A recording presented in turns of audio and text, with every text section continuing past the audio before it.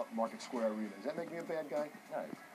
Larry Bird Arena is what you should say. That's Larry Bird for all that gold swagger in Indy. Pacers made use of their size advantage, Kurt.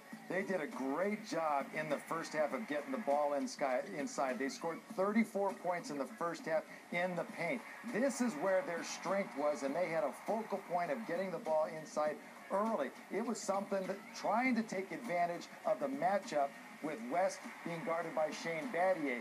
He outweighs Battier by 40 pounds. There was just no contest there. But Indiana in the first half did a real good job of penetrating into the Heat defense. You wonder about the health of Danny Granger, also about his temper. You see a whole lot of gold in the middle for the Pacers on the shot chart. Indiana only made one shot outside the paint. Hey, it worked for them. They were up 28-21 after that first quarter. But the second quarter, a whole different story. That belonged to, well, welcome to Wade County, Dwayne Wade.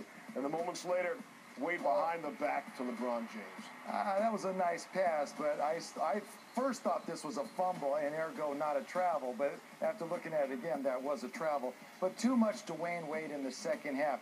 They tried Jones on him. They tried Paul George on him. They tried Dante Jones on him. They could not find a way to get him stopped. He was posting up. He was driving. 20 points in the second quarter. Owns the quarter, and in the second half, down low, a little hook from Joel Anthony puts the Heat up 4. Next Heat possession, you're wondering, will somebody other than those two step up? Well, Chalmers and Miller both had double digits. Welcome to the game, Mike Miller. Finally, Mike Miller was able to knock down some outside shots. He hit 4 3-pointers in this ballgame, and it's huge, spreading out an Indiana defense anytime you can get outside shots going down. Miller hit the 3, then Mario Chalmers hit the 3, and just like that, it's a 10-point game. Finally back down to the post. It's like for times Indiana forgot about it. Absolutely. This is where their strength was. They went from scoring 34 points in the paint in the first half to only scoring 12 in the second half. They completely forgot about that, but Miami didn't. They knew where their bread and butter was. They were getting the ball to Dwayne Wade, and he was penetrating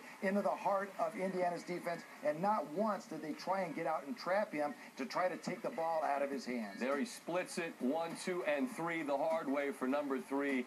He played like an absolute beast. If it was getting his knee drained, if it was figuring out the spacing without Bosch involved, whatever it was, he was a superstar, and so was this guy. Well, anytime LeBron James has the spacing, he can attack the floor. He can see where his teammates are because Indiana is focused on all of his LeBron's teammates. Now he can penetrate. Now he can post up. Now he can knock down outside shots. He's too big and strong for anybody on Indiana to guard. Indiana had a fantastic season. They had a whole bunch of depth, but the two best players in the series played for the same team. They combined for 69 points tonight as the Heat win Game 6 and the series. Eric Spoelstra and the boys move on to the Eastern Conference Finals.